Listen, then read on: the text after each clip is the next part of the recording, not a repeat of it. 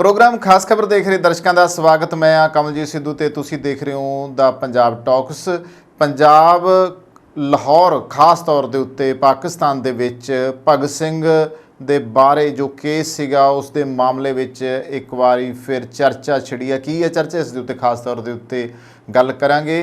और दूसरी खबर यह है कि इधरले पंजाब साडे वाले पंजाब दे विच जो स्थिति इस टाइम कांग्रेस की बनी हुई आ, आपो विच सिंग भड़न वाली हुई पई आ, क्योंकि टकराਅ वाली स्थिति नज़र आ रही आ। जिस तरीके नाल गठ जोड़ नूं लैके गल्लां चल रही ने आप नाल, ते इस ते गल करांगे। पहली खबर वल आउणे आ।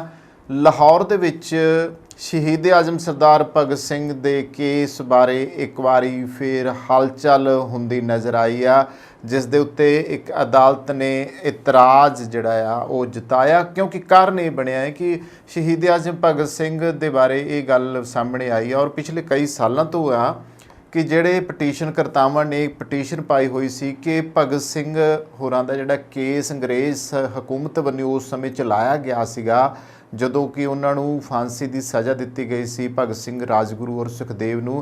उस केस की मुड़ पड़चोल होनी चाहिए आ, क्योंकि भगत सिंह का तो FIR दे विच ना ही नहीं सीगा। इस वजह करके भगत सिंह नूं नजायज़ ही जिहड़ा सीगा वो फांसी ते चढ़ाया गया। तो इस नूं लैके हुण अदालत का अपना प्रतिक्रम जिहड़ा है वो भी सामने आया आ। तो पाकिस्तान की एक अदालत ने आज़ादी घुलाटीए सरदार भगत सिंह नूं 1931 दे विच सज़ा मिलते मामले नूं दोबारा खोले जाण संबंधी पटीशन तो इस शनिचरवार जिहड़ा सी उस दे उत्ते इतराज़ जाहिर किया है। पटीशन विच भगत सिंह नूं मरणोपरंत राष्ट्रीय अवार्ड नाल सन्मानित किए जाण दी भी अपील की गई सी और भगत सिंह नूं ब्रिटिश शासन खिलाफ साजिश रचन के दोषां हेठ अंग्रेज़ां दे वेले मुकदमा चलाया गया सीगा। अते फिर उन्हां नूं 23 मार्च 1931 नूं उन्हां दे साथियां राजगुरू अते सुखदेव दे नाल फांसी दे दित्ती गई सी। ये लाहौर दी एक जेल दे विच ये वरतारा हुंदा आ उस वेले, जिसका पूरे देश दे विच उस वेले चर्चा हुई सी। शहीद आजम भगत सिंह, राजगुरू सुखदेव दी इस शहादत दे बारे चर्चा हुई सी और पूरे देश ने उन्होंने सिजदा कीता सीगा। बेशक लाहौर जेल जिथे उन्होंने फांसी दी गई आ, वो फिर उधर लैंदे पंजाब जानी कि पाकिस्तान की वंड हो गई 47 विच, वो उधर रह गई। पर इस केस संबंधी अजे भी भगत सिंह नूं जिहड़े प्यार करन वाले आ उन्हां नूं लगदा है कि भगत सिंह नूं नजायज़ फांसी दी गई आ, इस करके इस केस की जिहड़ी आ वो दोबारा पड़चोल होनी चाहिए है, देखना चाहिए है। तो इत्थे जो गल्लां निकल के सामने आईयां ने, लाहौर हाई कोर्ट दे विच ये मामला आ। शनिवार नूं लगभग एक दहाके पहलां जिहड़ा दायर किया गया मामला सी उस नूं मुड़ खोलण ਅਤੇ उस पटीशन ते सुनवाई करन लई एक बैच दे गठन उत्ते इतराज़ जाहिर किया है, जिस विच समीक्षा के सिद्धांतां की पालना करते हुए भगत सिंह की सज़ा नूं रद्द करन दी अपील की गई है। भगत सिंह मैमोरीअल फाउंडेशन के प्रधान ते पटीशन करता वकील इम्तियाज़ राशिद कुरैशी, मैं दस देना चाहूँगा कि उत्थे एक संस्था बनाई हुई है शहीद आजम भगत सिंह मैमोरीअल फाउंडेशन, वो प्रधान ने जो कि एडवोकेट ने और हर साल शहीद आजम भगत सिंह के शहीदी दिहाड़े के उत्ते और जन्म दिहाड़े के उत्ते लाहौर दे विच प्रोग्राम करवाउंदे ने। उहदे विच जिहड़े बाहर एसोसीएशन के भी कुछ वकील नाल ने और शहीद आजम भगत सिंह नूं अपना नायक मनण वाले, पंजाबी नायक नूं प्यार करन वाले बहुत सारे पंजाबी प्यारे ने जिहड़े उधर रहिंदे ने और वो ये दिन जिहड़े ने दोवें मनाउंदे ने रल मिल के। ये उन्हां दे वन्नियों ही जिहड़ी ये कार्रवाई आ वो कीती गई आ और उन्हां ने की कहा आ कि लाहौर हाई कोर्ट ने शनिचरवार नूं भगत सिंह दे मामले नूं मुड़ खोलण अते इस दी जल्दी सुनवाई लई एक बैच दे गठन ते इतराज़ जाहिर किया। अदालत ने कहा कि पटीशन सीनियर बैच दे सुनवाई योग ही नहीं है। पटीशन नूं ये कह के रद्द करने की कोशिश की गई है कि ये सुनवाई दे योग ही नहीं है। हालांकि जिहड़े भगत सिंह मैमोरीअल फाउंडेशन के मुखी ने उन्होंने वल्लों कोशिश ये की जा रही है कि घट्टो घट्ट इस मामले की जिहड़ी पड़चोल आ वो जरूर होनी चाहिए है। तो सीनियर वकीलों की कमेटी की यह पटीशन ਫਿਰ ਮੈਂ ਦੱਸ ਦੇਣਾ ਚਾਹੂੰਗਾ ਕਿ ਇੱਕ ਦਹਾਕਾ ਹੋ ਗਿਆ, ਯਾਨੀ 10 ਵਰ੍ਹਿਆਂ ਦਾ ਸਮਾਂ ਹੋ ਗਿਆ ਜਦੋਂ ਤੋਂ ਇਹ ਵਿਚਾਰ ਅਧੀਨ ਹੈ। ਤਾਂ ਲਾਹੌਰ ਹਾਈ ਕੋਰਟ ਨੇ ਇਸ ਮਾਮਲੇ ਤੇ ਜਿਹੜੀ ਹੁਣ ਇਹ ਪਟੀਸ਼ਨ ਪਾਈ ਗਈ ਸੀ, ਇਸ ਦੇ ਉੱਤੇ ਇਤਰਾਜ਼ ਜਤਾ ਦਿੱਤਾ ਆ। ਔਰ ਪਟੀਸ਼ਨ ਦੇ ਵਿੱਚ ਇੱਕੋ ਬੇਨਤੀ ਜਿਹੜੀ ਉਹ ਵਾਰ-ਵਾਰ ਕੀਤੀ ਜਾਂਦੀ ਆ, ਹਾਲਾਂਕਿ ਸਾਡੇ ਵੀ ਇੱਧਰ ਭਗਤ ਸਿੰਘ ਨੂੰ ਹਾਲੇ ਤੱਕ ਸਾਡੀ ਭਾਰਤੀ ਹੁਕੂਮਤ ਵੱਲੋਂ ਉਹਨਾਂ ਨੂੰ ਸ਼ਹੀਦ ਦਾ ਦਰਜਾ ਹੀ ਨਹੀਂ ਦਿੱਤਾ ਗਿਆ ਗਾ। ਕਿੱਡੇ ਅਫਸੋਸ ਦੀ ਗੱਲ ਹੈ, ਇਸ ਮੁਲਕ ਦੀ ਖਾਤਰ ਉਹ ਫਾਂਸੀ ਚੜ੍ਹੇ, ਉਹਨਾਂ ਨੇ ਰੱਸੇ ਚੁੰਮੇ, ਉਹਨਾਂ ਨੇ ਆਪਣੀ ਸ਼ਹੀਦੀ ਦਿੱਤੀ, ਪਰ ਇੱਧਰ ਨਹੀਂ।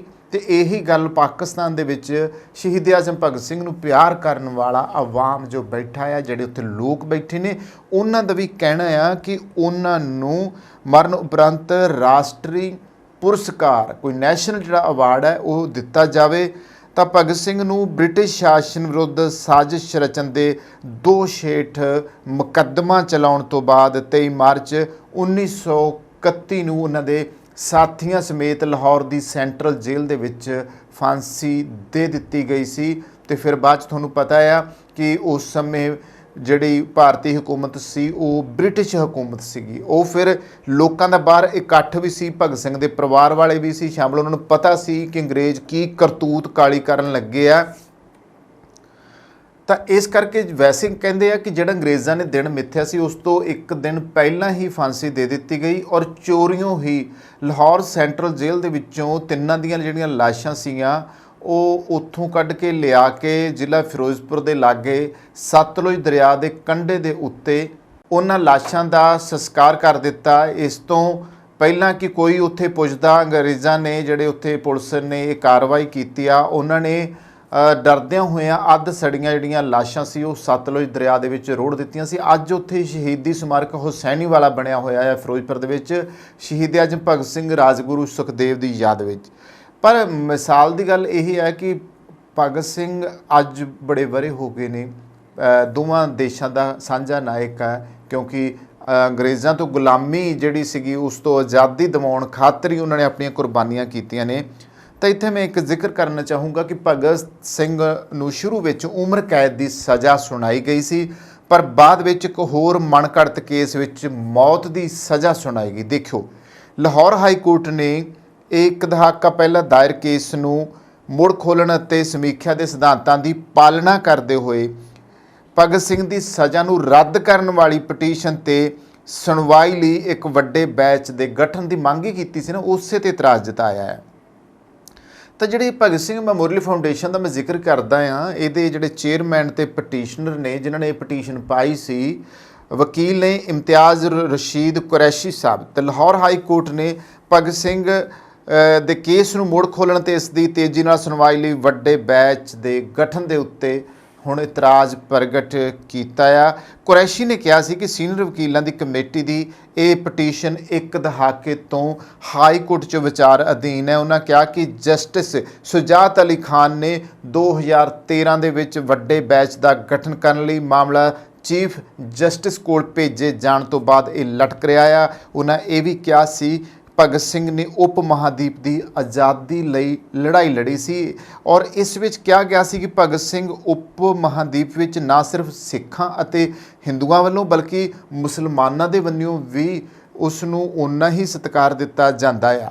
ਸੋ ਪਾਕਿਸਤਾਨ ਦੇ ਜਿਹੜੇ ਸੰਸਥਾਪਕ ਕਾਇਦੇ ਆਜ਼ਮ ਮੁਹੰਮਦ ਅਲੀ ਜਿਨਾਹ ਨੇ ਕੇਂਦਰੀ ਅਸੈਂਬਲੀ 'ਚ ਆਪਣੇ ਭਾਸ਼ਣ ਦੌਰਾਨ ਭਗਤ ਸਿੰਘ ਨੂੰ 2 ਵਾਰ ਸ਼ਰਧਾਂਜਲੀ ਦਿੱਤੀ ਸੀਗੀ। ਕੁਰੈਸ਼ੀ ਨੇ ਦਲੀਲ ਦਿੱਤੀ ਕਿ ਇਹ ਰਾਸ਼ਟਰੀ ਮਹੱਤਵ ਦਾ ਮਾਮਲਾ ਆ ਤੇ ਇਸ ਦਾ ਫੈਸਲਾ ਪੂਰੀ ਬੈਂਚ ਦੇ ਸਾਹਮਣੇ ਹੋਣਾ ਚਾਹੀਦਾ। ਹੁਣ ਜੇ ਦੇਖੋ ਕਿ ਕਾਇਦੇ ਆਜ਼ਮ ਮੁਹੰਮਦ ਅਲੀ ਜਿਨਾਹ ਸ਼ਰਧਾਂਜਲੀ 2 ਵਾਰੀ ਦੇ ਸਕਦੇ ਆ, ਤੇ ਜ਼ਾਹਿਰ ਹੈ ਕਿ ਜੇ ਅੱਜ ਭਗਤ ਸਿੰਘ ਦੇ ਬਾਰੇ ਕੋਈ ਮੁੱਦਾ ਉੱਠਦਾ ਆ ਤੇ ਫਿਰ ਉਸ ਨੂੰ ਅਦਾਲਤ ਵੱਲੋਂ ਕਿਉਂ ਰੱਦ ਕੀਤਾ ਜਾ ਰਿਹਾ ਆ, ਕਿਉਂ ਉਸ ਪਟੀਸ਼ਨ ਦੀ ਖਿਲਾਫ ਵਰਜੀ ਕੀਤੀ ਜਾ ਰਹੀ ਹੈ, ਜਦੋਂ ਕਿ ਪਟੀਸ਼ਨ ਕਰਤਾ ਤਾਂ ਸਿਰਫ ਸ਼ਹੀਦ ਆਜ਼ਮ ਭਗਤ ਸਿੰਘ ਨੂੰ ਨਿਆਂ ਦੇਣ ਦੀ ਗੱਲ ਹੀ ਕਰ ਰਿਹਾ। ਉਦੋਂ ਤਾਂ ਬ੍ਰਿਟਿਸ਼ ਹੁਕੂਮਤ ਸੀ, ਪਰ ਘੱਟੋ ਘੱਟ ਹੁਣ ਤਾਂ ਇਸ ਕੇਸ ਦੀ ਪੜਚੋਲ ਹੋਣੀ ਚਾਹੀਦੀ ਹੈ ਤੇ ਇਸ 'ਤੇ ਪੈਰਵਾਈ ਵੀ ਹੋਣੀ ਚਾਹੀਦੀ ਹੈ।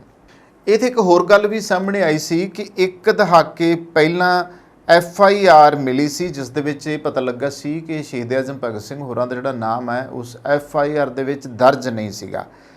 ਤਾਂ ਲਾਹੌਰ ਪੁਲਿਸ ਨੇ ਅਨਾਰਕਲੀ ਥਾਣੇ ਦੇ ਰਿਕਾਰਡ ਦੀ ਤਲਾਸ਼ੀ ਲਈ ਅਤੇ ਸਾਂਡਰਸ ਦੇ ਕਤਲ ਦੀ FIR ਦਾ ਪਤਾ ਲਗਾਉਣ ਦੇ ਵਿੱਚ ਉਹਨਾਂ ਨੂੰ ਸਫਲਤਾ ਮਿਲੀ ਸੀ। ਕੁਰੈਸ਼ੀ ਨੇ ਕਿਹਾ ਸੀ ਕਿ ਬ੍ਰਿਟਿਸ਼ ਪੁਲਿਸ ਅਧਿਕਾਰੀ ਜੌਨ ਪੀ ਸੈਂਡਰਸ ਦੇ ਕਤਲ ਲਈ FIR ਦੇ ਵਿੱਚ ਭਗਤ ਸਿੰਘ ਦਾ ਤਾਂ ਨਾਂ ਹੀ ਨਹੀਂ ਸੀਗਾ। ਇਹ ਗੱਲ ਨੋਟ ਕਰਨ ਵਾਲੀ ਆ, ਜਿਸ ਲਈ ਉਸ ਨੂੰ ਮੌਤ ਦੀ ਸਜ਼ਾ ਸੁਣਾਈ ਗਈ ਆ। ਫਿਰ ਇਹਦਾ ਮਤਲਬ ਆ ਕਿ ਨਜਾਇਜ਼ ਭਗਤ ਸਿੰਘ ਨੂੰ ਮੌਤ ਦੀ ਸਜ਼ਾ ਦਿੱਤੀ ਗਈ ਆ, ਫਾਂਸੀ ਦੀ ਸਜ਼ਾ ਦਿੱਤੀ ਗਈ ਆ। ਇਹ ਜਿਹੜੀ FIR ਸੀ ਨਾ ਅੰਗਰੇਜ਼ਾਂ ਦੇ ਜ਼ਮਾਨੇ ਵਿੱਚ, ਉਦੋਂ ਸਾਡੀਆਂ ਕਚਹਿਰੀਆਂ ਦਾ ਔਰ ਅਦਾਲਤਾਂ ਦਾ ਜਿਹੜਾ ਕੰਮ ਸੀ ਉਹ ਉਰਦੂ ਦੇ ਵਿੱਚ ਚੱਲਦਾ ਸੀ। ਪੁਲਿਸ ਥਾਣਿਆਂ ਵਿੱਚ ਵੀ ਅਜੇ ਵੀ ਜਿਹੜਾ ਆ ਉਰਦੂ ਦੇ ਵਿੱਚ ਕੰਮ ਸਾਡੇ ਚੱਲਦਾ। ਜਿਹੜੀ ਬੋਲੀ ਉਹ ਹਾਲੇ ਤੱਕ ਪੰਜਾਬੀ ਨਹੀਂ ਹੋਈ, ਹਜੇ ਤੱਕ ਵੀ ਬਹੁਤ ਸੇ ਜਿਹੜੇ ਅਲਫਾਜ਼ ਆ ਅਸੀਂ ਉਰਦੂ ਦੇ ਵਰਤਦੇ ਹਾਂ।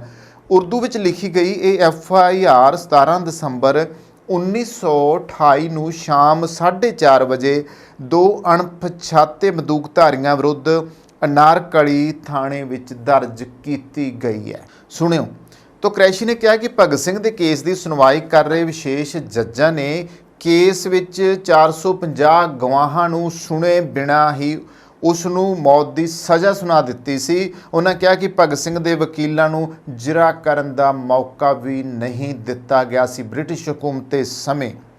ਔਰ ਸ਼ਹੀਦ ਭਗਤ ਸਿੰਘ ਨੂੰ ਬੇਕਸੂਰ ਸਾਬਤ ਕਰਨ ਦੀਆਂ ਕੋਸ਼ਿਸ਼ਾਂ ਨੂੰ ਉਸ ਸਮੇਂ ਵੀ ਬੂਰ ਪਿਆ ਸੀ ਜਦੋਂ ਲਾਹੌਰ ਪੁਲਿਸ ਨੂੰ ਜਿਹੜੀ FIR ਲੱਭੀ ਸੀ ਉਸ ਦੇ ਵਿੱਚ ਉਹਨਾਂ ਦਾ ਨਾਂ ਹੀ ਨਹੀਂ ਸੀਗਾ। ਤਾਂ ਭਗਤ ਸਿੰਘ ਯਾਦਗਾਰੀ ਫਾਊਂਡੇਸ਼ਨ ਦੇ ਚੇਅਰਮੈਨ ਅਤੇ ਪਟੀਸ਼ਨਰ ਇਮਤਿਆਜ਼ ਰਸ਼ੀਦ ਕੁਰੈਸ਼ੀ ਨੇ ਲਾਹੌਰ ਹਾਈ ਕੋਰਟ ਵਿੱਚ ਉਦੋਂ ਬਾਅਦ ਫਿਰ ਪਟੀਸ਼ਨ ਪਾਈ ਸੀ ਕਿ ਭਗਤ ਸਿੰਘ, ਸੁਖਦੇਵ ਅਤੇ ਰਾਜਗੁਰੂ ਵੱਲੋਂ ਤਤਕਾਲੀ SSP ਜੌਨ ਪੀ ਸੈਂਡਰਸ ਨੂੰ ਮਾਰਨ ਖਿਲਾਫ ਦਰਜ FIR ਦੀ ਤਸਦੀਕਸ਼ੁਦਾ ਕਾਪੀ ਮੁਹੱਈਆ ਕਰਵਾਉਣ ਦੀ ਮੰਗ ਚੁੱਕੀ ਸੀ। ਭਗਤ ਸਿੰਘ ਨੂੰ ਸੈਂਡਰਸ ਦੀ ਹੱਤਿਆ ਦੇ ਜੁਰਮ ਦੇ ਵਿੱਚ ਸਜ਼ਾਏ ਮੌਤ ਸੁਣਾਈ ਗਈ ਸੀਗੀ ਔਰ ਜੋ FIR ਕਹਿੰਦੀ ਆ ਉਹਦੇ ਮੁਤਾਬਕ ਤਾਂ ਉਹ ਦੋਸ਼ੀ ਸਨ ਹੀ ਨਹੀਂ, ਕਿਉਂਕਿ ਉਹਨਾਂ ਦਾ ਨਾਂ ਹੀ ਨਹੀਂਗਾ ਉਸ ਦੇ ਵਿੱਚ। ਅਤੇ ਉਹਨਾਂ ਨੂੰ 23 ਸਾਲ ਦੀ ਉਮਰ ਵਿੱਚ 1931 'ਚ ਲਾਹੌਰ ਦੇ ਸ਼ਾਦਮਨ ਚੌਂਕ ਦੇ ਵਿੱਚ ਫਾਂਸੀ ਦੇ ਦਿੱਤੀ ਗਈ ਸੀਗੀ। ਕਰੀਬ 83 ਸਾਲਾਂ ਤੋਂ ਬਾਅਦ ਲਾਹੌਰ ਪੁਲਿਸ ਨੇ ਅਦਾਲਤ ਦੇ ਹੁਕਮਾਂ ਤੇ ਅਨਾਰਕਲੀ ਪੁਲਿਸ ਸਟੇਸ਼ਨ ਤੋਂ ਜਿਹੜਾ ਰਿਕਾਰਡ ਸੀਗਾ ਉਹਦਾ ਸਾਰੀ ਪੜਚੋਲ ਕੀਤੀ, ਉਹਨੂੰ ਘੋਖਿਆ ਤੇ ਸੈਂਡਰਸ ਦੇ ਕਤਲ ਦੀ ਜਿਹੜੀ FIR ਸੀ ਉਹ ਉਹਨਾਂ ਨੂੰ ਮਿਲ ਗਈ ਜੋ ਉਰਦੂ ਦੇ ਵਿੱਚ ਲਿਖੀ ਗਈ ਸੀ। ਸੋ ਮੈਂ ਤੁਹਾਨੂੰ ਉਸ ਬਾਰੇ ਦੱਸ ਦਿੱਤਾ ਵੀ ਉਹਨਾਂ ਨੇ ਕੀ ਕਿਹਾ। ਉਹਨਾਂ ਨੇ ਇਹੀ ਕਿਹਾ ਸਿਰਫ ਉਸ ਪਟੀਸ਼ਨ ਕਰਤਾ ਵਿੱਚ ਕਿ ਦੋ ਬੰਦੂਕਧਾਰੀ ਜਿਹੜੇ ਨੇ ਉਹਨਾਂ ਬੰਦੂਕਧਾਰੀਆਂ ਦੇ ਖਿਲਾਫ ਜਿਹੜੇ ਕਿ ਅਣਪਛਾਤੇ ਦੱਸਿਆ ਗਿਆ ਆ ਉਹਨਾਂ ਦੇ ਖਿਲਾਫ ਕਾਰਵਾਈ ਦਰਜ ਕੀਤੀ ਹੈ। ਇਸ ਕੇਸ ਵਿੱਚ ਅਨਾਰਕਲੀ ਪੁਲਿਸ ਸਟੇਸ਼ਨ ਦਾ ਅਧਿਕਾਰੀ ਹੀ ਸ਼ਿਕਾਇਤਕਰਤਾ ਸੀ। ਸ਼ਿਕਾਇਤਕਰਤਾ ਅਤੇ ਪ੍ਰਤੱਖਦਰਸ਼ੀ ਦਾ ਕਹਿਣਾ ਸੀ ਕਿ ਉਸਨੇ ਜਿਸ ਵਿਅਕਤੀ ਦਾ ਪਿੱਛਾ ਕੀਤਾ ਉਹ 5 ਫੁੱਟ 5 ਇੰਚ ਲੰਮਾ ਹਿੰਦੂ ਵਿਅਕਤੀ ਸੀ। ਉਸ ਦੇ ਚਿਹਰੇ ਤੇ ਛੋਟੀਆਂ ਮੁੱਛਾਂ ਸਨ, ਸਰੀਰ ਪਤਲਾ ਤੇ ਮਜ਼ਬੂਤ ਸੀ। ਉਸ ਦੇ ਸਫੇਦ ਰੰਗ ਦਾ ਪਜਾਮਾ, ਸਲੇਟੀ ਰੰਗ ਦਾ ਕੁੜਤਾ ਪਾਇਆ ਸੀ। ਉਸ ਨੇ ਸਿਰ ਦੇ ਉੱਤੇ ਕਾਲੇ ਰੰਗ ਦੀ ਕ੍ਰਿਸਟੀ ਵਰਗੀ ਛੋਟੀ ਟੋਪੀ ਵੀ ਰੱਖੀ ਹੋਈ ਹੈ। ਇਹ ਕੇਸ ਭਾਰਤੀ ਦੰਡਾਵਲੀ ਤਹਿਤ ਧਾਰਾ 302, 120, 1 ਅਤੇ 109 ਦੇ ਅਧੀਨ ਦਰਜ ਕੀਤਾ ਗਿਆ ਸੀ। ਔਰ ਲਾਹੌਰ ਪੁਲਿਸ ਦੀ ਕਾਨੂੰਨੀ ਸ਼ਾਖਾ ਦੇ ਇੰਸਪੈਕਟਰ ਨੇ ਜਦੋਂ ਇਹ ਮੰਗ ਕੀਤੀ ਗਈ ਨਾ ਵੀ ਸਾਨੂੰ ਉਹ ਦਿਓ, ਜਦੋਂ ਇਮਤਿਆਜ਼ ਕੁਰੈਸ਼ੀ ਉਹਨਾਂ ਵੱਲੋਂ ਮੰਗ ਕੀਤੀ ਗਈ ਸੀ ਤਾਂ ਉਸ ਨੇ ਸੀਲਬੰਦ ਲਿਫਾਫੇ ਵਿੱਚ FIR ਦੀ ਤਸਦੀਕਸ਼ੁਦਾ ਕਾਪੀ ਵਧੀਕ ਜ਼ਿਲ੍ਹਾ ਅਤੇ ਸੈਸ਼ਨ ਜੱਜ ਲਾਹੌਰ ਤਾਰਕ ਮਹਿਮੂਦ ਜਰਗਾਮ ਨੂੰ ਸੌਂਪੀ ਸੀਗੀ। ਇਹ FIR ਦੀ ਇੱਕ ਕਾਪੀ ਖਬਰ ਏਜੰਸੀ PTI ਕੋਲ ਵੀ ਮੌਜੂਦ ਹੈ। ਅਦਾਲਤ ਨੇ FIR ਦੀ ਇੱਕ ਕਾਪੀ ਕੁਰੈਸ਼ੀ ਨੂੰ ਦਿੱਤੀ ਹੈ। ਤਾਂ ਜਨਾਬ ਕੁਰੈਸ਼ੀ ਹੋਰਾਂ ਨੇ ਕਿਹਾ ਕਿ ਭਗਤ ਸਿੰਘ ਦੇ ਕੇਸ ਦੀ ਸੁਣਵਾਈ ਕਰ ਰਹੇ ਵਿਸ਼ੇਸ਼ ਜੱਜਾਂ ਦੇ ਟ੍ਰਿਬਿਊਨਲ ਨੇ ਕੇਸ ਨਾਲ ਜੁੜੇ 450 ਗਵਾਹਾਂ ਨੂੰ ਸੁਣੇ ਬਿਨਾਂ ਹੀ ਭਗਤ ਸਿੰਘ ਦੇ ਸਾਥੀਆਂ ਨੂੰ ਮੌਤ ਦੀ ਸਜ਼ਾ ਸੁਣਾ ਦਿੱਤੀ ਸੀ। ਮੈਂ ਵਾਰ-ਵਾਰ ਇਸ ਕਰਕੇ ਦੁਹਰਾ ਰਿਹਾ ਕਿ ਅਸਲੀ ਤੱਥ ਜਿਹੜੇ ਆ ਉਹ ਇਹ ਆ। ਤਾਂ ਇਸ ਕਰਕੇ ਹੋਇਆ ਵੀ ਇਹ ਸੀਗਾ ਕਿ ਜਿਹੜੇ ਭਗਤ ਸਿੰਘ ਦੇ ਵਕੀਲ ਸੀਗੇ ਉਹਨਾਂ ਨੂੰ ਜਿਰਾ ਕਰਨ ਦਾ ਬਿਲਕੁਲ ਮੌਕਾ ਨਹੀਂ ਦਿੱਤਾ ਗਿਆ। ਤਾਂ ਇਸ ਕਰਕੇ ਹੀ ਇਹ ਜਿਹੜੀ ਪਟੀਸ਼ਨ ਪਾਈ ਗਈ ਸੀਗੀ ਤਾਂ ਜੋ ਸੈਂਡਰਸ ਕੇਸ ਦੇ ਵਿੱਚ ਭਗਤ ਸਿੰਘ ਨੂੰ ਬੇਕਸੂਰ ਸਾਬਤ ਕਰਨ ਦੀ ਕੋਸ਼ਿਸ਼ ਵਿੱਚ ਲੱਗੇ ਹੋਏ ਨੇ। ਫਿਲਹਾਲ ਜਿਹੜੀ FIR ਸੀ ਉਹਦੇ ਜ਼ਰੀਏ ਤਾਂ ਇਹ ਕਲੀਅਰ ਹੋ ਗਿਆ ਕਿ ਭਗਤ ਸਿੰਘ ਤਾਂ ਹੈ ਹੀ ਨਹੀਂ ਸੀ ਉਸ ਮਾਮਲੇ ਵਿੱਚ ਇਨਵਾਲਵ ਸੈਂਡਰਸ ਨੂੰ ਮਾਰਨ 'ਚ। ਹਾਲਾਂਕਿ ਸਾਡੀਆਂ ਹੁਣ ਤੱਕ ਦੀਆਂ ਜਿਹੜੀਆਂ ਕਹਾਣੀਆਂ ਉਹਦੇ ਵਿੱਚ ਇਹੀ ਕਿਹਾ ਕਿ ਭਗਤ ਸਿੰਘ ਹੋਰਾਂ ਨੇ ਸੈਂਡਰਸ ਦੇ ਉੱਤੇ ਗੋਲੀ ਚਲਾਈ। ਠੀਕ ਹੈ ਜੀ।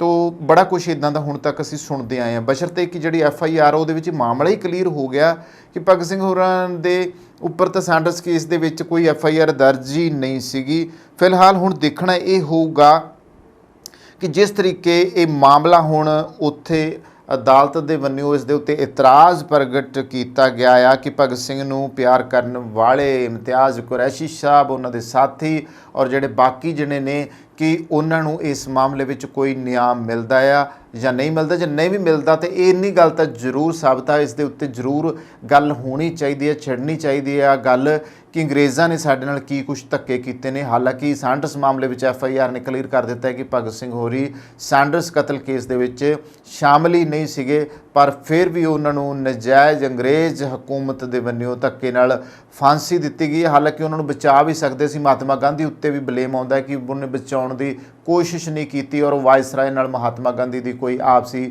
ਗਾਂਢਾ ਸਾਂਢਾ ਸੀ, ਜਿਸ ਦੇ ਉੱਤੇ ਹਾਲਾਂਕਿ ਮਹਾਤਮਾ ਗਾਂਧੀ ਦੇ ਜਿਹੜੇ ਪਰਿਵਾਰ ਵਾਲੇ ਸੀ ਉਹਨਾਂ ਵੱਲੋਂ ਇਤਰਾਜ਼ ਵੀ ਪ੍ਰਗਟ ਕੀਤਾ ਸੀ। ਫਿਲਹਾਲ ਭਗਤ ਸਿੰਘ ਨੂੰ ਇਸ ਮਾਮਲੇ ਵਿੱਚ ਜਿਹੜਾ ਆ ਉਹ ਨਿਆਂ ਜ਼ਰੂਰ ਮਿਲਣਾ ਚਾਹੀਦਾ ਔਰ ਦੋਨੇ ਮੁਲਕਾਂ ਦੇ ਵੱਲੋਂ ਉਹਨਾਂ ਨੂੰ ਸ਼ਹੀਦ ਦਾ ਦਰਜਾ ਦੇਣ ਦੇ ਨਾਲ ਵੱਡੀ ਗੱਲ, ਹਕੂਮਤਾਂ ਦੀ ਗੱਲ ਕਰਦਾ, ਆਮ ਲੋਕਾਂ ਨੇ ਤਾਂ ਦਿੱਤਾ ਹੋਇਆ, ਉਹਨਾਂ ਨੂੰ ਨੈਸ਼ਨਲ ਅਵਾਰਡ ਵੀ ਦੇਣਾ ਚਾਹੀਦਾ ਔਰ ਉਹਨਾਂ ਦੇ ਨਾਂ ਦੇ ਉੱਤੇ ਨੈਸ਼ਨਲ ਅਵਾਰਡ ਵੀ ਸ਼ੁਰੂ ਕਰਨੇ ਚਾਹੀਦੇ ਨੇ। ਤਾਂ ਅਗਲੀ ਖਬਰ ਵੱਲ ਆਉਂਦੇ ਹਾਂ। ਜਦੋਂ ਦਾ ਇੰਡੀਆ ਗੱਠਜੋੜ ਬਣਿਆ, ਯਾਨੀ ਕਿ ਮਹਾਗੱਠਜੋੜ ਕਹਾਂਗੇ, ਜਿਸ ਦੇ ਵਿੱਚ ਕਾਫੀ ਸਾਰੀਆਂ ਪਾਰਟੀਆਂ ਸ਼ਾਮਲ ਹੋਈਆਂ ਨੇ ਔਰ ਇਹ ਆਪ ਤੋਂ ਲੈ ਕੇ ਕਾਂਗਰਸ ਤੋਂ ਔਰ ਉਸ ਤੋਂ ਇਲਾਵਾ ਹੋਰ ਕਈ ਪਾਰਟੀਆਂ ਨੇ। ਵੈਸੇ ਜੇ ਕੇਂਦਰ ਦੇ ਵਿੱਚ ਦੇਖਿਆ ਜਾਵੇ, ਸੈਂਟਰ 'ਚ ਦੇਖਿਆ ਜਾਵੇ, ਜਿੱਥੇ ਗੱਠਜੋੜ ਹੋਇਆ ਆ ਤਾਂ ਉੱਥੇ ਤਕਰੀਬਨ ਕਾਂਗਰਸ ਦੀ ਜਿਹੜੀ ਸਾਂਝ ਹੈ ਉਹ ਆਪ ਨਾਲ ਹੈ, ਜਦ ਕੋਈ ਇਕੱਲਿਆਂ ਦੋਵਾਂ ਦੀ ਸਾਂਝ ਨਹੀਂ ਗੀ, ਬਲਕਿ ਹੋਰ ਪਾਰਟੀਆਂ ਵੀ ਇਸ ਦੇ ਵਿੱਚ ਸ਼ਾਮਲ ਨੇ। ਪਰ ਪੰਜਾਬ ਦੇ ਵਿੱਚ ਆਪ ਤੇ ਕਾਂਗਰਸ ਦੇ ਵਿਚਾਲੇ ਗੱਠਜੋੜ ਨੂੰ ਲੈ ਕੇ ਕੋਈ ਵੀ ਗੱਲ ਹਜੇ ਸਾਹਮਣੇ ਨਹੀਂ ਆ ਸਕੀ ਕਿ ਇਹ ਗੱਠਜੋੜ ਕਰਨਗੇ ਜਾਂ ਨਹੀਂ ਕਰਨਗੇ। ਇਸ ਨੂੰ ਲੈ ਕੇ ਕਾਫੀ ਸਾਰੀ ਜਿਹੜੀ ਆ ਉਹ ਸਿਆਸਤ ਗਰਮਾਈ ਹੋਈ ਆ ਔਰ ਇਸ ਦੇ ਵਿੱਚ ਕਈ ਅਟਕਲਾਂ ਲਗਾਈਆਂ ਜਾ ਰਹੀਆਂ ਨੇ। ਉਹ ਕਹਿੰਦੇ ਨੇ ਅਸੀਂ ਰਲਣਾ ਨਹੀਂ ਚਾਹੁੰਦੇ ਗੇ ਆਪ ਦੇ ਨਾਲ, ਆਪ ਕਹਿੰਦੀ ਆ ਕਿ ਅਸੀਂ ਉਹਨਾਂ ਨੂੰ ਨਹੀਂ ਨਾਲ ਰਲਾਉਣਾ ਚਾਹੁੰਦੇ ਕਿਉਂਕਿ ਕਾਂਗਰਸ ਨੂੰ ਪੰਜਾਬ ਦੇ ਲੋਕ ਮੂੰਹ ਲਾਉਣ ਨੂੰ ਤਿਆਰ ਨਹੀਂ ਹੈਗੇ, ਕਿਉਂਕਿ ਉਹ ਕਾਂਗਰਸ ਦੇ ਪਹਿਲਾਂ ਦੇ ਕੀਤੇ ਰਾਜ ਤੋਂ ਤੇ ਉਹਨਾਂ ਦੇ ਭ੍ਰਿਸ਼ਟ ਮੰਤਰੀਆਂ ਤੋਂ ਅੱਕੇ ਹੋਏ ਨੇ ਪੰਜਾਬ ਦੇ ਲੋਕ, ਇਸ ਕਰਕੇ ਉਹਨਾਂ ਨੇ ਪੰਜਾਬ ਦੇ ਵਿੱਚ ਬਦਲ ਲਿਆਂਦਾ। ਹੁਣ ਜੋ ਚਰਚਾ ਇਹਨਾਂ ਦਿਨਾਂ 'ਚ ਛਿੜੀ ਹੋਈ ਆ ਉਹ ਵੱਖ-ਵੱਖ ਇਹਨਾਂ ਦੇ ਲੀਡਰਾਂ ਦੇ, ਕਾਂਗਰਸੀਆਂ ਦੇ ਬਿਆਨ ਆਉਂਦੇ ਪਏ ਨੇ। ਕਾਂਗਰਸ ਦਾ ਪ੍ਰਧਾਨ ਰਾਜਾ ਵੜਿੰਗ ਕੁਛ ਕਹਿੰਦਾ ਆ, ਵੱਡੇ ਸੀਨੀਅਰ ਆਗੂ ਪ੍ਰਤਾਪ ਸਿੰਘ ਬਾਜਵਾ ਕੁਛ ਕਹਿੰਦੇ ਨੇ, ਰਵਨੀਤ ਸਿੰਘ ਬਿੱਟੂ MP ਕੁਛ ਕਹਿੰਦਾ ਪਿਆ ਆ, ਨਵਜੋਤ ਸਿੰਘ ਸਿੱਧੂ ਕੁਛ ਕਹਿੰਦੇ ਨੇ, ਜਿਨ੍ਹਾਂ ਕੋਲ ਕੋਈ ਅਹੁਦਾ ਹੀ ਨਹੀਂ, ਹੁਣ ਕਾਂਗਰਸ ਦਾ ਸਿਰਫ ਇੱਕ ਆਮ ਵਰਕਰ ਬਣ ਕੇ ਰਹਿ ਗਏ ਨੇ, ਪ੍ਰਧਾਨਗੀ ਤੋਂ ਇੱਥੇ ਤੱਕ ਆ ਚੁੱਕੇ ਨੇ ਉਹ। ਤਾਂ ਪੰਜਾਬ ਵਿੱਚ ਆਮ ਆਦਮੀ ਪਾਰਟੀ ਨਾਲ ਗੱਠਜੋੜ ਕਰਕੇ ਲੋਕ ਸਭਾ ਚੋਣਾਂ ਲੜਨ ਦੇ ਮੁੱਦੇ ਉੱਤੇ ਕਾਂਗਰਸ ਪਾਰਟੀ ਅੰਦਰ ਟਕਰਾਅ ਦੀ ਸਥਿਤੀ ਬਣਦੀ ਜਾ ਰਹੀ ਹੈ। ਲੁਧਿਆਣਾ ਤੋਂ ਸੰਸਦ ਮੈਂਬਰ ਰਵਨੀਤ ਬਿੱਟੂ ਦੀ ਚੁਣੌਤੀ ਮਗਰੋਂ, ਜਿੱਥੇ ਪਹਿਲਾਂ ਸਾਬਕਾ ਕਾਂਗਰਸ ਯੂਥ ਪ੍ਰਧਾਨ ਬਰਿੰਦਰ ਢਿੱਲੋਂ ਨੇ ਬਿੱਟੂ ਤੇ ਸਵਾਲ ਚੁੱਕੇ ਸਨ, ਉੱਥੇ ਹੀ ਹੁਣ ਵਿਰੋਧੀ ਧਿਰ ਦੇ ਨੇਤਾ ਪ੍ਰਤਾਪ ਸਿੰਘ ਬਾਜਵਾ ਨੇ ਵੀ ਬਿੱਟੂ ਨੂੰ ਠੋਕਵਾਂ ਜਵਾਬ ਦਿੱਤਾ ਆ। ਬਾਜਵਾ ਨੇ ਕਿਹਾ ਸੀ ਕਿ ਜਿਸ ਨੂੰ ਜ਼ਿਆਦਾ ਕਾਹਲੀ ਹੈ ਉਹ ਆਮ ਆਦਮੀ ਪਾਰਟੀ ਕੋਲੋਂ ਟਿਕਟ ਲੈ ਲਵੇ। ਪਿਛਲੇ ਦਿਨੀ ਮੈਂ ਤੁਹਾਡੇ ਨਾਲ ਇਹ ਗੱਲ ਕੀਤੀ ਸੀਗੀ ਕਿ ਜੇ ਕਿਤੇ ਗੱਠਜੋੜ ਹੋ ਜਾਂਦਾ ਆ ਆਪਸ ਵਿੱਚ ਤਾਂ ਕਾਂਗਰਸ ਕਈ ਸ਼ਰਤਾਂ ਰੱਖੂਗੀ। ਸ਼ਰਤ ਇਹ ਵੀ ਹੋਊਗੀ ਕਿ ਉਹਨਾਂ ਨੂੰ ਵੀ ਜਿਹੜਾ ਆ ਕਿਸੇ ਵੱਡੇ ਅਹੁਦੇ ਦੇ ਉੱਤੇ ਬਿਰਾਜਮਾਨ ਕੀਤਾ ਜਾਵੇ, ਕੋਈ ਮੰਤਰੀ ਬਣਾਇਆ ਜਾਵੇ ਕਾਂਗਰਸ ਪਾਰਟੀ ਵਿੱਚੋਂ ਵੀ। ਔਰ ਸਭ ਤੋਂ ਵੱਡੀ ਗੱਲ ਆ ਕਿ ਜਿਹੜੇ ਕਾਂਗਰਸੀਆਂ ਉੱਤੇ ਭ੍ਰਿਸ਼ਟਾਚਾਰ ਦੇ ਕੇਸ ਦਰਜ ਹੋਏ ਨੇ ਔਰ ਕਈਆਂ ਦੇ ਉੱਤੇ ਜਿਹੜੀ ਹੈ ਗਾਜ਼ ਡਿੱਗ ਸਕਦੀ ਆ, ਉਹਨਾਂ ਨੂੰ ਵੀ ਉਹ ਕੋਸ਼ਿਸ਼ ਕਰਨਗੇ ਆਪ ਸਰਕਾਰ ਨੂੰ ਕਹਿ ਕੇ ਕਿ ਇਹਨਾਂ ਨੂੰ ਜਿਹੜਾ ਆ ਉਹ ਛੱਡ ਦਿੱਤਾ ਜਾਵੇ, ਇਹਨਾਂ ਨੂੰ ਇਹਨਾਂ ਮਾਮਲਿਆਂ ਵਿੱਚ ਨਾ ਘੜੀਸਿਆ ਜਾਵੇ। ਜਿਵੇਂ ਕਿ ਅੱਜ ਦੀ ਹੀ ਗੱਲ ਆ ਕਿ ਜਿਸ ਤਰੀਕੇ ਨਾਲ ਫਿਰੋਜ਼ਪੁਰ ਹਲਕਾ ਦਿਹਾਤੀ ਤੋਂ ਕਾਂਗਰਸ ਦੀ MLA ਸਤਕਾਰ ਕੌਰ ਗਹਿਰੀ ਤੇ ਉਹਦਾ ਪਤੀ ਲਾਡੀ ਗਹਿਰੀ ਦੋਵੇਂ ਜਣੇ ਅਰੈਸਟ ਕਰ ਲਏ ਗਏ ਨੇ ਔਰ ਉਹ CBI ਦੀ ਜਾਂਚ ਉਹਨਾਂ ਦੇ ਉੱਤੇ ਚੰਡੀਗੜ੍ਹ ਉਹਨਾਂ ਨੂੰ ਸੱਦ ਲਿਆ ਗਿਆ ਆ, ਉੱਥੇ ਜਾਂਚ ਚੱਲ ਰਹੀ ਆ। ਔਰ ਹੈਰਾਨੀ ਦੀ ਗੱਲ ਆ ਕਿ ਅੱਜ ਤੋਂ 10 ਸਾਲ ਪਹਿਲਾਂ ਉਹਨਾਂ ਦੀ ਸਿਫਰ ਤੱਕ ਸਥਿਤੀ ਸੀ, ਅੱਜ ਉਹ ਕਰੋੜਾਂਪਤੀ ਹੋਏ ਤਾਂ ਕਿਵੇਂ ਹੋਇਆ। ਇਸੇ ਤਰ੍ਹਾਂ ਹੀ ਬਹੁਤੇ ਕਾਂਗਰਸੀਏ ਕਰੋੜਾਂਪਤੀ ਜਾਂ ਅਕਾਲੀ ਕਰੋੜਾਂਪਤੀ ਹੋਏ ਤਾਂ ਹੋਏ ਕਿਵੇਂ ਆ, ਜਦੋਂ ਇਹਨਾਂ ਦਾ ਪੁਰਾਣਾ ਪਿਛੋਕੜ ਕੱਢੀ ਦਾ ਤੇ ਇਹਨਾਂ ਦੇ ਪੱਲੇ ਕੱਖ ਨਹੀਂ ਸੀ। ਆਮ ਲੋਕਾਂ ਵਰਗੀ ਜ਼ਿੰਦਗੀ ਜਿਉਣ ਵਾਲੇ ਅੱਜ ਲਗਜ਼ਰੀ ਗੱਡੀਆਂ, ਲਗਜ਼ਰੀ ਕੋਠੀਆਂ ਦੇ ਵਿੱਚ ਔਰ ਲਗਜ਼ਰੀ ਫੈਸਿਲਿਟੀਆਂ ਦੇ ਵਿੱਚ ਔਰ ਲਗਜ਼ਰੀ ਵੱਡੇ ਹੋਟਲਾਂ ਦੇ ਵਿੱਚ ਰੁਕਦੇ ਨੇ ਔਰ ਲਗਜ਼ਰੀ ਹੋਟਲਾਂ 'ਚ ਖਾਂਦੇ ਪੀਂਦੇ ਨੇ। ਇੱਦਾਂ ਦੀਆਂ ਜਿਹੜੀਆਂ ਇਹਨਾਂ ਦੇ ਕੋਲੇ ਸਹੂਲਤਾਂ ਆਈਆਂ ਤਾਂ ਕਿੱਥੋਂ ਆਈਆਂ? ਇਹ ਕਾਲਾ ਧਨ ਆਇਆ ਤਾਂ ਕਿੱਥੋਂ ਆਇਆ? ਕਿਉਂਕਿ ਜਿੰਨੀ ਇਹਨਾਂ ਮੰਤਰੀਆਂ ਸੰਤਰੀਆਂ ਨੂੰ ਤਨਖਾਹਾਂ ਦਿੱਤੀਆਂ ਜਾਂਦੀਆਂ ਨੇ, ਜੋ ਜਿਸ ਤਰੀਕੇ ਇਸ ਦੇਸ਼ ਦੇ ਸੰਵਿਧਾਨ ਵਿੱਚ ਰੂਲ ਐਂਡ ਰੈਗੂਲੇਸ਼ਨ ਇੱਕ MLA ਵਾਸਤੇ, ਇੱਕ MP ਵਾਸਤੇ ਬਣਿਆ ਹੋਇਆ, ਪਰ ਇਸ ਦੇ ਬਾਵਜੂਦ ਕਿਉਂ ਇਹ ਲੋਕ ਇੰਨਾ ਕਰੋੜਾਂ ਰੁਪਈਆ ਕਿੱਥੋਂ ਆ ਜਾਂਦਾ? ਕਿਵੇਂ ਦਿਨਾਂ ਦੇ ਵਿੱਚ ਅਮੀਰ ਹੋ ਜਾਂਦੇ ਨੇ? ਔਰ ਸਿਆਸਤ ਕਿਉਂ ਇਹੋ ਜਿਹਾ ਜ਼ਰੀਆ ਬਣ ਚੁੱਕਿਆ ਜਿਸ ਦੇ ਜ਼ਰੀਏ ਜਲਦੀ ਲੋਕ ਅਮੀਰ ਹੋ ਜਾਣਾ ਲੋਚਦੇ ਨੇ ਔਰ ਹਰ ਕੋਈ ਬੰਦਾ ਚੱਟ ਕੱਪੜੀਆ ਬਣ ਕੇ ਸਿਆਸਤ ਵਿੱਚ ਆਉਣਾ ਚਾਹੁੰਦਾ ਆ ਔਰ ਚੱਟ ਕੱਪੜੀਆ ਬਣਨ ਤੋਂ ਬਾਅਦ ਸਿਆਸਤ ਵਿੱਚ ਆ ਕੇ ਫਿਰ ਉਹ ਕਾਲੇ ਕਾਰਨਾਮੇ ਸ਼ੁਰੂ ਕਰ ਦਿੰਦਾ, ਜਿਹਦੇ ਵਿੱਚ ਕਾਲੇ ਧੰਦੇ ਵੀ ਸ਼ਾਮਲ ਨੇ। ਤਾਂ ਇਹ ਜਿਹੜਾ ਰੇੜਕਾ ਪਿਆ ਹੋਇਆ ਆ ਕਾਂਗਰਸ ਦਾ ਆਪੋ ਵਿੱਚ, ਮੈਂ ਇੱਥੇ ਗੱਲ ਕਰ ਰਿਹਾ ਸੀ ਪ੍ਰਤਾਪ ਸਿੰਘ ਬਾਜਵਾ ਹੋਰਾਂ ਨੇ ਇਹ ਕਿਹਾ ਆ ਕਿ ਜਿਹਨੂੰ ਬਹੁਤੀ ਕਾਲ ਆ ਆਪ ਕੋਲੋਂ ਟਿਕਟ ਲੈਣ ਦੀ ਉਹ ਚਲਾ ਜਾਵੇ। ਰਵਨੀਤ ਬਿੱਟੂ ਹੋਰਾਂ ਦਾ ਮਸਲਾ ਸੀਗਾ। ਜ਼ਿਕਰਯੋਗ ਇਹ ਹੈ ਕਿ ਪਿਛਲੇ ਦਿਨੀ ਰਵਨੀਤ ਬਿੱਟੂ ਜਿਹੜੇ ਕਿ ਕਾਂਗਰਸ ਦੇ ਲੁਧਿਆਣਾ ਤੋਂ MP ਨੇ, ਉਹਨਾਂ ਨੇ ਕਿਹਾ ਸੀ ਕਿ ਰਾਸ਼ਟਰੀ ਪੱਧਰ ਦੇ ਉੱਤੇ ਆਮ ਆਦਮੀ ਪਾਰਟੀ ਅਤੇ ਕਾਂਗਰਸ ਦੇ ਦਰਮਿਆਨ ਗੱਠਜੋੜ ਹੋ ਚੁੱਕਾ ਆ। ਪੰਜਾਬ ਵਿੱਚ ਆਮ ਆਦਮੀ ਪਾਰਟੀ ਅਤੇ ਕਾਂਗਰਸ ਦਰਮਿਆਨ ਗੱਠਜੋੜ ਦਾ ਵਿਰੋਧ ਕਰਕੇ ਕਾਂਗਰਸ ਦੇ ਵਰਕਰਾਂ ਨੂੰ ਗੁੰਮਰਾਹ ਕੀਤਾ ਜਾ ਰਿਹਾ। ਬਿੱਟੂ ਨੇ ਕਿਹਾ ਸੀ ਕਿ ਸੋਨੀਆ ਗਾਂਧੀ, ਰਾਹੁਲ ਗਾਂਧੀ ਤੇ ਖੜਗੇ ਸਾਹਿਬ, ਮਲਕਰਜਨ ਖੜਗੇ ਜਿਹੜੇ ਕਿ ਕਾਂਗਰਸ ਦੇ ਕੌਮੀ ਪ੍ਰਧਾਨ ਨੇ, ਗੱਠਜੋੜ ਦੇ ਹੱਕ ਵਿੱਚ ਨਹੀਂ ਤਾਂ ਫਿਰ ਜਿਹੜੀ ਸੂਬੇ ਦੀ ਲੀਡਰਸ਼ਿਪ ਆ ਉਹ ਕਿਵੇਂ ਵਿਰੋਧ ਕਰ ਸਕਦੀ ਹੈ? ਜੇਕਰ ਸੂਬਾ ਲੀਡਰਸ਼ਿਪ ਨੂੰ ਇਹ ਗੱਠਜੋੜ ਮਨਜ਼ੂਰ ਨਹੀਂ ਤਾਂ ਪਾਰਟੀ ਹਾਈ ਕਮਾਂਡ ਨੂੰ ਇਹ ਗੱਠਜੋੜ ਮਨਜ਼ੂਰ ਨਹੀਂ ਤਾਂ ਪਾਰਟੀ ਹਾਈ ਕਮਾਂਡ ਨੂੰ ਜਿਹੜਾ ਆ ਉਹ ਲਿਖ ਕੇ ਦੇਣ ਕਿ ਅਸੀਂ ਆਪਣੇ ਅਹੁਦਿਆਂ ਦੇ ਉੱਤੇ ਨਹੀਂ ਰਹਿ ਸਕਦੇ। ਬਿੱਟੂ ਦੀ ਇਸ ਚੁਣੌਤੀ ਮਗਰੋਂ ਹੁਣ ਪ੍ਰਤਾਪ ਸਿੰਘ ਬਾਜਵਾ ਨੇ ਤਿੱਖੀ ਪ੍ਰਤੀਕਿਰਿਆ ਦਿੰਦਿਆਂ ਕਿਹਾ ਆ ਕਿ ਜੇਕਰ ਉਹਨਾਂ ਨੂੰ ਜ਼ਿਆਦਾ ਕਾਹਲੀ ਹੈ ਤਾਂ ਉਹ ਆਮ ਆਦਮੀ ਪਾਰਟੀ ਵੱਲੋਂ ਜਾ ਕੇ ਟਿਕਟ ਲੈ ਲੈਣ। ਪਿਛਲੇ ਦਿਨੀ ਜਿਹੜੇ ਰਾਜਸਥਾਨ ਦੇ ਵਿੱਚ ਆਪਣੇ ਚੋਣ ਪ੍ਰਚਾਰਕ ਲੱਗੇ ਹੋਏ ਨੇ ਕਾਂਗਰਸ ਦੇ, ਸੁਖਜਿੰਦਰ ਸਿੰਘ ਰੰਧਾਵਾ ਜਿਹੜੇ ਸਾਬਕਾ ਜੇਲ੍ਹ ਮੰਤਰੀ ਰਹੇ ਨੇ, ਉਹਨਾਂ ਨੇ ਵੀ ਇੱਦਾਂ ਦੀਆਂ ਨੁਕਤੇ ਉਠਾਏ ਸੀ ਔਰ ਉਹ ਗੱਠਜੋੜ ਦੇ ਬਾਰੇ ਉਹ ਵੀ ਭੱਜਦੇ ਨਜ਼ਰ ਆਏ। ਉਹ ਨਹੀਂ ਚਾਹੁੰਦੇ ਕਿ ਆਪ ਨਾਲ ਗੱਠਜੋੜ ਪੰਜਾਬ ਦੇ ਵਿੱਚ ਕੀਤਾ ਜਾਵੇ। ਉਹ ਕਹਿੰਦੇ ਜੀ ਅਸੀਂ ਆਪਣੇ ਤੌਰ ਦੇ ਉੱਤੇ ਬਿਲਕੁਲ ਸਟੇਬਲ ਆ, ਬਿਲਕੁਲ ਸਸਟੇਨ ਆ, ਜਿਸ ਕਰਕੇ ਕੋਈ ਸਾਨੂੰ ਦਿੱਕਤ ਨਹੀਂ। ਅਸੀਂ ਆਪਣੇ ਦਮ ਤੇ ਪਹਿਲਾਂ ਵੀ ਚੋਣਾਂ ਲੜੀਆਂ ਨੇ, ਹੁਣ ਵੀ ਚੋਣਾਂ ਲੜਾਂਗੇ। ਔਰ ਉਹ ਤਾਂ ਹੁਣ 2022 ਦੇ ਵਿੱਚ ਪਤਾ ਲੱਗ ਹੀ ਗਿਆ ਕਾਂਗਰਸ ਜਾਂ ਅਕਾਲੀ ਜਾਂ ਬਾਕੀ ਪਾਰਟੀਆਂ ਕਿੰਨੇ ਪਾਣੀ 'ਚ ਸੀਗੀਆਂ ਔਰ ਆਪ ਦੀ ਜਿਹੜੀ ਹਵਾ ਚੱਲੀ ਤੇ 92 ਸੀਟਾਂ ਲੈ ਕੇ ਭਗਵੰਤ ਮਾਨ ਦੀ ਸਰਕਾਰ ਜਿਹੜੀ ਆ ਪੰਜਾਬ ਦੇ ਵਿੱਚ ਸੱਤਾ ਦੇ ਉੱਤੇ ਕਾਬਜ਼ ਹੋਈ। ਇੱਥੇ ਇਹ ਵੀ ਜ਼ਿਕਰਯੋਗ ਹੈ ਕਿ ਪੰਜਾਬ ਕਾਂਗਰਸ ਦੇ ਸਾਬਕਾ ਪ੍ਰਧਾਨ ਨਵਜੋਤ ਸਿੰਘ ਸਿੱਧੂ ਨੇ ਵੀ ਦੇਸ਼ ਹਿੱਤ ਲਈ ਮਿਲ ਕੇ ਲੋਕ ਸਭਾ ਚੋਣਾਂ ਲੜਨ ਦੀ ਹਮਾਇਤ ਕੀਤੀ ਹੈ। ਸਿੱਧੂ ਨੇ ਟਵੀਟ ਕਰਦਿਆਂ ਕਿਹਾ ਸੀ ਕਿ ਪਾਰਟੀ ਹਾਈ ਕਮਾਂਡ ਦਾ ਜਿਹੜਾ ਫੈਸਲਾ ਆ ਉਹ ਸਰਵ ਉੱਚ ਹੈ, ਰਾਸ਼ਟਰੀ ਹਿੱਤਾਂ ਨੂੰ ਸਭ ਤੋਂ ਉੱਪਰ ਰੱਖਿਆ ਜਾਣਾ ਚਾਹੀਦਾ। ਚੋਣਾਂ ਅਗਲੀਆਂ ਚੋਣਾਂ ਲਈ ਨਹੀਂ ਲੜੀਆਂ ਜਾਂਦੀਆਂ, ਅਗਲੀਆਂ ਪੀੜ੍ਹੀਆਂ ਲਈ ਲੜੀਆਂ ਜਾਂਦੀਆਂ ਨੇ ਤੇ ਸਾਡੀ ਜਮਹੂਰੀਅਤ ਦੀ ਰਾਖੀ ਲਈ ਸਵਾਰਥਾਂ ਨਾਲ ਭਰੀ ਸਿਆਸਤ ਨੂੰ ਤਿਆਗ ਦੇਣਾ ਚਾਹੀਦਾ ਹੈ।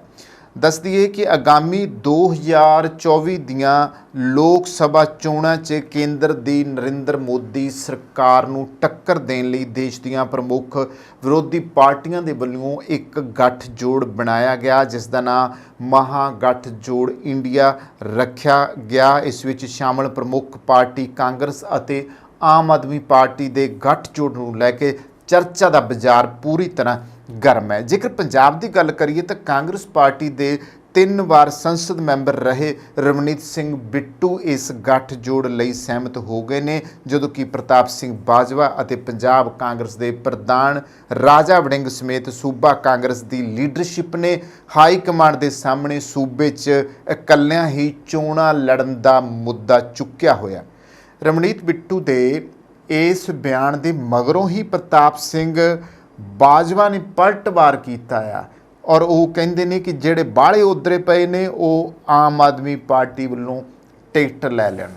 ਔਰ ਬਾਜਵਾ ਦੀ ਗੱਲ ਤਾਂ ਇਹ ਆ ਕਿ ਉਹ ਬੇਬਾਕ ਗੱਲਾਂ ਕਹਿਣ ਵਾਸਤੇ ਪਹਿਲਾਂ ਹੀ ਮਸ਼ਹੂਰ ਆ। ਉਹ ਗੱਲ ਕਹਿ ਦਿੰਦੇ ਹੁੰਦੇ ਆ, ਭਾਵੇਂ ਹੁਣ ਉਹ ਆਪਣੀ ਪਾਰਟੀ ਹੋਵੇ ਚਾਹੇ ਉਹ ਵਿਰੋਧੀ ਧਿਰਾਂ ਹੋਣ, ਉਹ ਗੱਲ ਕਰਨ ਤੋਂ ਸੰਕੋਚ ਨਹੀਂ ਕਰਦੇ। ਔਰ ਕਾਂਗਰਸ ਦੇ ਵਿੱਚ ਉਹਨਾਂ ਨੂੰ ਵੱਧ ਬੋਲਣ ਵਾਲੇ ਇੱਕ ਜਿਹੜੇ ਲੀਡਰ ਆ ਉਸ ਦੇ ਵਜੋਂ ਵੀ ਜਾਣਿਆ ਜਾਂਦਾ ਔਰ ਉਹ ਗੱਲ ਠੋਕ ਕੇ ਕਹਿ ਦਿੰਦੇ ਆ। ਔਰ ਹੁਣ ਵੀ ਉਹ ਗੱਲ ਠੋਕ ਕੇ ਕਹੀ ਹੈ, ਬੇਸ਼ੱਕ ਉਹਨਾਂ ਦੀ ਆਪਣੀ ਪਾਰਟੀ ਨੂੰ ਨਹੀਂ ਜਾਣਦੇਗੇ ਕਿ ਉਹ ਕਿੰਨੀ ਨਾਗਵਾਰ ਗੁਜ਼ਰੂਗੀ ਔਰ ਇਸ ਦਾ ਜਿਹੜਾ ਕੀ ਹਾਰਮਫੁਲ ਇੰਪੈਕਟ ਜਿਹੜਾ ਆ ਉਹ ਪਾਰਟੀ ਦੇ ਏਜੰਡੇ ਦੇ ਉੱਤੇ ਪਊਗਾ, ਕਿਉਂਕਿ ਕੌਮੀ ਪੱਧਰ ਦੇ ਉੱਤੇ ਅਸੀਂ ਦੇਖਿਆ ਆ ਕਿ ਕਾਂਗਰਸ ਜਿਸ ਤਰੀਕੇ ਨਾਲ ਮਹਾਂ ਗੱਠਜੋੜ ਦੇ ਵਿੱਚ ਸ਼ਾਮਲ ਹੋ ਚੁੱਕੀ ਹੈ, ਤੇ ਜ਼ਾਹਿਰ ਹੈ ਕਿ ਉੱਥੇ ਆਪ ਵੀ ਬੈਠੀ ਹੋਈ ਹੈ। ਹੁਣ ਆਪ ਕਰਕੇ ਤੇ ਇਸ ਦੇ ਵਿੱਚ ਜਿਹੜੀਆਂ ਹੋਰ ਪਾਰਟੀਆਂ ਨੇ ਉਹ ਵੀ ਸ਼ਾਮਲ ਹੋ ਚੁੱਕੀਆਂ ਨੇ, ਤੇ ਜਿਹੜੀਆਂ ਪਾਰਟੀਆਂ ਸਾਰੀਆਂ ਰਲੀਆਂ ਹੋਈਆਂ ਨੇ ਉਹਨਾਂ ਪਾਰਟੀਆਂ ਦੀ ਵਜ੍ਹਾ ਕਰਕੇ ਜੇ ਹੁਣ ਉੱਥੇ ਗੱਠਜੋੜ ਹੋ ਸਕਦਾ ਤੇ ਫਿਰ ਪੰਜਾਬ ਦੇ ਵਿੱਚ ਵੀ ਕਾਂਗਰਸ ਹਾਈ ਕਮਾਂਡ ਨੂੰ ਹੁਣ ਤੱਕ ਫੈਸਲਾ ਲੈ ਲੈਣਾ ਚਾਹੀਦਾ ਸੀਗਾ।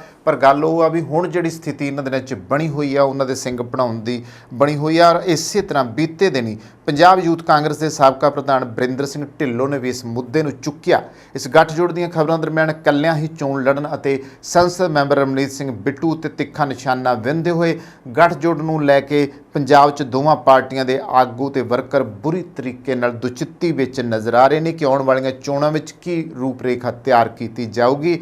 ਜੇਕਰ ਗੱਠਜੋੜ ਹੁੰਦਾ ਹੈ ਤਾਂ ਪੰਜਾਬ ਦੀ ਸੱਤਾ ਉੱਤੇ ਕੀ ਅਸਰ ਪਵੇਗਾ। ਸੱਤਾਧਾਰੀ ਆਮ ਆਦਮੀ ਪਾਰਟੀ ਅਤੇ ਕਾਂਗਰਸ ਦੇ ਆਗੂ ਇੱਕ ਦੂਜੇ ਲਈ ਚੋਣ ਪ੍ਰਚਾਰ ਕਰਦੇ ਨਜ਼ਰ ਆਉਣਗੇ। ਇਹ ਤਾਂ ਸਮਾਂ ਹੀ ਦੱਸੇਗਾ ਕਿ ਇਹ ਗੱਠਜੋੜ ਕਾਮਯਾਬ ਹੁੰਦਾ ਹੈ ਜਾਂ ਨਹੀਂ। ਪੰਜਾਬ ਕਾਂਗਰਸ ਦੇ ਆਗੂਆਂ ਨੇ ਸੂਬੇ ਦੀ ਸੱਤਾਧਾਰੀ ਧਿਰ ਆਮ ਆਦਮੀ ਪਾਰਟੀ ਨਾਲ ਸੰਸਦੀ ਚੋਣਾਂ ਦੇ ਵਿੱਚ ਕਿਸੇ ਵੀ ਤਰ੍ਹਾਂ ਦੇ ਗੱਠਜੋੜ ਦਾ ਕੱਲ੍ਹ ਸਖਤ ਵਿਰੋਧ ਕੀਤਾ ਸੀ। ਪੰਜਾਬ ਦੀ ਕੈਬਨਿਟ ਮੰਤਰੀ ਨੇ ਗਗਨ ਅਨਮੋਲ ਮਾਨ ਨੇ ਵੀ ਕਿਹਾ ਸੀ ਕਿ ਲੋਕ ਸਭਾ ਚੋਣਾਂ 2024 ਦੇ ਵਿੱਚ ਪੰਜਾਬ ਵਿੱਚ ਆਮ ਆਦਮੀ ਪਾਰਟੀ ਵੱਲੋਂ ਕਾਂਗਰਸ ਨਾਲ ਸਮਝੌਤਾ ਨਹੀਂ ਕੀਤਾ ਜਾਊਗਾ। ਇਹ ਗੱਲਾਂ ਨਿਕਲ ਕੇ ਆਉਂਦੀਆਂ ਰਹੀਆਂ ਨੇ, ਤੇ ਉੱਥੇ ਉਹਨਾਂ ਨੇ ਇਹ ਵੀ ਕਿਹਾ ਸੀ ਕਿ ਸੂਬੇ ਵਿੱਚ ਲੋਕ ਸਭਾ ਦੀਆਂ ਸਾਰੀਆਂ 13 ਸੀਟਾਂ ਉੱਤੇ ਆਮ ਆਦਮੀ ਇਕੱਲੀ ਚੋਣ ਲੜੇਗੀ ਅਤੇ ਜਿੱਤ ਹਾਸਲ ਕਰੇਗੀ। ਉਹਨਾਂ ਕਿਹਾ ਸੀ ਕਿ ਇਹ ਸਾਡੇ ਮੁੱਖ ਮੰਤਰੀ ਭਗਵੰਤ ਮਾਨ ਹੋਰਾਂ ਦਾ ਵੀ ਸਟੈਂਡ ਹੈ। ਕੈਬਨਿਟ ਮੰਤਰੀ ਨੇ ਕਿਹਾ ਕਿ ਭਾਜਪਾ ਨੂੰ ਹਰਾਉਣ ਲਈ ਕੌਮੀ ਪੱਧਰ ਉੱਤੇ ਸਭ ਦਾ ਇਕੱਠੇ ਹੋਣਾ ਜ਼ਰੂਰੀ ਹੈ, ਪਰ ਪੰਜਾਬ ਦੇ ਲੋਕ ਕਾਂਗਰਸ ਨੂੰ ਪਸੰਦ ਨਹੀਂ ਕਰਦੇ, ਜਿਸ ਕਾਰਨ ਆਮ ਆਦਮੀ ਪਾਰਟੀ ਨੂੰ ਸਪਸ਼ਟ ਬਹੁਮਤ ਨਾਲ ਵਿਧਾਨ ਸਭਾ ਵਿੱਚ ਭੇਜਿਆ। ਦੱਸ ਦਈਏ ਕਿ ਪੰਜਾਬ ਕਾਂਗਰਸ ਭਵਨ ਵਿੱਚ ਇੱਕ ਮੀਟਿੰਗ ਹੋਈ ਸੀ, ਜਿਸ ਵਿੱਚ ਜਿਹੜੇ ਪਾਰਟੀ ਦੇ ਸੀਨੀਅਰ ਕਾਂਗਰਸ ਨੇਤਾਵਾਂ ਦੀ ਇੱਕ ਮੀਟਿੰਗ ਵਿੱਚ ਮੌਜੂਦ ਸਾਰਿਆਂ ਨੇ ਆਪ ਨਾਲ ਗੱਠਜੋੜ ਦਾ ਵਿਰੋਧ ਕੀਤਾ ਸੀਗਾ। ਉੱਥੇ ਰਾਜਾ ਵੜਿੰਗ ਨੇ ਇੱਕ ਗੱਲ ਕਹੀ ਸੀ ਕਿ ਫਿਲਹਾਲ ਇਸ ਬਾਰੇ ਉਹਨਾਂ ਨੂੰ ਕੋਈ ਨਹੀਂ ਪਤਾ, ਪਰ ਆਗੂਆਂ ਨੇ ਆਪਣੀ ਨਾਰਾਜ਼ਗੀ ਜ਼ਾਹਰ ਕੀਤੀ ਤੇ ਉਹਨਾਂ ਨੇ ਕਿਹਾ ਕਿ ਹਾਈ ਕਮਾਂਡ ਨੂੰ ਇਸ ਬਾਰੇ ਜਾਣੂ ਕਰਵਾਇਆ ਜਾਵੇ। ਪਿਛਲੇ ਦਿਨ ਅਸੀਂ ਚਰਚਾ ਵੀ ਕਰਕੇ ਹਟੇ ਹਾਂ। ਹਾਲਾਂਕਿ ਕਾਂਗਰਸੀ ਆਗੂ ਨਵਜੋਤ ਸਿੰਘ ਸਿੱਧੂ ਜਿਹੜੇ ਆ ਉਹ ਸਹਿਮਤ ਨੇ। ਉਹਨਾਂ ਨੇ ਕਿਹਾ ਕਿ ਦੇਸ਼ ਦੇ ਹਿੱਤ ਵਿੱਚ ਮਹਾਗਠਜੋੜ ਮਿਲ ਕੇ ਚੋਣਾਂ ਲੜੂਗਾ, ਔਰ ਇਸ ਕਰਕੇ ਉਹਨਾਂ ਨੇ ਕਿਹਾ ਕਿ ਪਾਰਟੀ ਹਾਈ ਕਮਾਂਡ ਦਾ ਫੈਸਲਾ ਸਰਵਉੱਚ ਹੈ। ਇਸ ਦੇ ਬਾਵਜੂਦ ਹੁਣ ਦੇਖਣਾ ਇਹ ਆ ਕਿ ਕਾਂਗਰਸ ਪਾਰਟੀ ਹਾਈ ਕਮਾਂਡ ਦੇ ਮੁਤਾਬਕ ਜੇ ਉਹਨਾਂ ਦਾ ਫੈਸਲਾ ਪੰਜਾਬ ਦੇ ਵਿੱਚ ਇਹਨਾਂ ਨਾਲ ਆਪ ਨਾਲ ਗੱਠਜੋੜ ਕਰਨ ਦਾ, ਕਿ ਕੀ ਪੰਜਾਬ ਦੇ ਕਾਂਗਰਸੀ ਮੰਨਦੇ ਆ ਜਾਂ ਨਹੀਂ ਮੰਨਦੇ। ਜੇ ਮੰਨਦੇ ਆ ਤੇ ਫਿਰ ਵਿਰੋਧੀ ਧਿਰ ਕੌਣ ਕਿਸ ਦੀ ਰਹਿ ਜਾਊਗਾ, ਇਹ ਗੱਲ ਹੀ ਖਤਮ ਹੋ ਜਾਣੀ ਆ। ਸੋ ਦੇਖਦੇ ਹਾਂ ਕਿ ਆਉਣ ਵਾਲੇ ਸਮੇਂ ਵਿੱਚ ਇਹ ਫੈਸਲਾ ਕੀ ਹੁੰਦਾ ਆ। ਸੋ ਕਿੱਦਾਂ ਲੱਗਦੇ ਨੇ ਸਾਡੇ ਪ੍ਰੋਗਰਾਮ, ਸਾਨੂੰ ਜ਼ਰੂਰ ਦੱਸਿਆ ਕਰੋ। ਇੱਥੇ ਹੀ ਸਮਾਪਤੀ ਕਰਦੇ ਹਾਂ। ਧੰਨਵਾਦ।